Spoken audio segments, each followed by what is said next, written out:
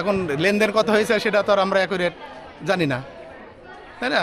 মানে নিয়োগ আচ্ছা, আপনি তো শুনলেন আর কি যে এই যে আপনার বিরুদ্ধে যে হেডমাস্টার সহকারী শিক্ষকরা যারা বলছেন যে বিষয়টা আপনি টাকা নিজেকে তখন বললেন যে ঘতুলসি ভাবা, মানে আপনি টাকা পয়সা নেননি। কোনো সহকারী শিক্ষক আমাকে প্রমাণ করতে পারবে না। আমি না জানি যে টাকা নিছে, কিন্তু এই বিষয়ে আমরা যত বলছি একজন করে আসছে আর সাংবাদিক চলে যাচ্ছে আর ফিরে আসে না। তার মানে এই জন্য আমরা হেডমাস্টারের বিরুদ্ধে কিছু বলবো না।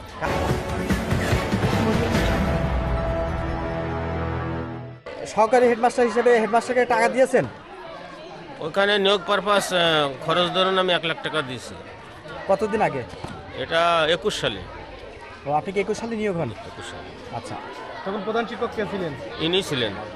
ইনি ছিলেন। আচ্ছা, ইনার কাছে কি আপনি নগদ টাকা দিয়েছেন? না, ওটা আমি ব্যাংকে রিপ্লেস করছি। সেই টাকাটা কোথায়? সেই টাকাটা কার অ্যাকাউন্টে রিপ্লেস করছিলেন? অ্যাকাউন্টটা হয়তো উদ্ঘাটন করলে পাওয়া যেতে পারে, আমার মনে নাই। মানে আপনার জানা মতে কি তাহলে এই টাকা কি ব্যাংকে টাকা জমা হয়নি? জমা হয়েছে, জমা হয়েছে। আপনি ব্যাংকে দিছিলেন, সে ব্যাংক অ্যাকাউন্ট জানেন না কার? ওইটা একটা অ্যাকাউন্ট দিলে আমি তো নিয়োগ হইতে এসেছি এই সময়, বলে এই অ্যাকাউন্টে তুমি জমা দাও। আমি ব্যাংকে জমা দিছি। ওটা কি হেডমাস্টারের অ্যাকাউন্ট? ওটা মনে হয় স্কুলের অ্যাকাউন্টই হবে সম্ভবত। তো স্কুলে বলে জমা হয়নি টাকাটা? সেটা তাহলে অ্যাকাউন্টটা উদ্ধার করে দেখতে হবে কি পরিস্থিতি আছে। অ্যাকাউন্ট নাম্বারটা কার? আমার নাম মোহাম্মদ হাফিজুর রহমান। অ্যাকাউন্ট নাম্বারটা কার? অ্যাকাউন্টটা কার? স্কুলের নামই মনে হয় সম্ভবত। তাহলে আপনি টাকা দিচ্ছেন হচ্ছেন 1 লাখ টাকা, এটা চেকের মাধ্যমে, এটা নিয়োগ বাবদ। নিয়োগ আপনাকে এই কথাটা কে বলছে যে আপনার টাকা লাগবে? টাকা লাগবে বলতে এখানে কমিটির লোকজন ছিল যে খরচ হয় নিয়োগে সার্কুলার দিতে করতে, তোমার খরচ হবে, খরচ ধরুন কিছু টাকা। আমি জানতে চাচ্ছি এই কথা কে বলছেন এই কথাটা? এই কটা সভাপতি ছিল, তারপরে হেড স্যার ছিল, তাদের সভাপতি সাথে কে? সভাপতি তখন রায়হান ছিল। রায়হান আপনাকে বলছে, আর হেডমাস্টার বলছিলেন? কারণ আমার আসা তো 3 বছর হয়েছে, আর এসে যে বিভিন্ন ধরনের সাংবাদিক আসে, নিয়োগ হয়েছে, টাকা পয়সা দিতে চায়, দেয় না, এগুলা শুনছি, এটা বাস্তব, যেটা সত্য কথা। তো আপনি কি মনে করেন যে টাকা ছাড়া নিয়োগ হয় না? টাকা তো নিয়োগে লাগেই, মানে এটা তো দেখেছি বিভিন্ন জায়গায় লাগে। আচ্ছা, উনি ধোয়া তুলসী পাতা কেন সাজলেন? হয়তো লেনদেন হইলেও সে স্বীকার করছে না, বা হয়তো চাপে বা রাজনৈতিক।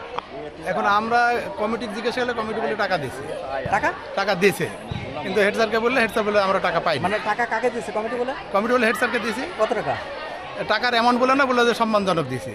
মানে 3টা নিয়োগ হয়েছে, আমরা মনে করলাম মিনিমাম 10 তো দেবে। তো এখন আমরা অ্যামাউন্ট ওদের কাছে মুখ দিয়ে শুনতে পাইনি কত অ্যামাউন্ট, কিন্তু বলছিল যে আমরা টাকা হেড স্যারকে দিয়েছি। আমরা বললাম, হেড স্যারকে বললাম যে আপনি মিটিং ডাকেন আর সভাপতি নিয়ে আসেন। সভাপতি সরাসরি বলি দেখতে কয় টাকা। আমরা লাস্টে বললাম এসএমএস সহ মোবাইলে যে আপনি কয় টাকা দিয়েছেন, আপনি খালি বলেন যে এত টাকায়। সভাপতি কে বললেন? নাম কি? আব্দুল গাফফার। এরপরে বললো যে হ্যাঁ দিছি, তখন ওই গালাগালি করে, হ্যাঁ হেডমাস্টারকে টাকা দিছি, টাকা দেয় না। তাহলে তোমরা এসে বললে যে টাকা এত টাকা দিছি, ওরাও আসে না, তারাও বলে যে আমি পাইনি। এখন লেনদেন কত হয়েছে সেটা তো আর আমরা অ্যাকুরেট জানি না, তাই না? মানে নিয়োগ। আচ্ছা, আপনি তো শুনলেন আর কি যে এই যে আপনার বিরুদ্ধে যে হেডমাস্টার সহকারী শিক্ষকরা যারা বলছেন যে বিষয়টা আপনি টাকা নিজেকে তখন বললেন যে ঘতুলসি ভাবা, মানে আপনি টাকা পয়সা নেননি। কোনো সহকারী শিক্ষক আমাকে প্রমাণ করতে পারবে না।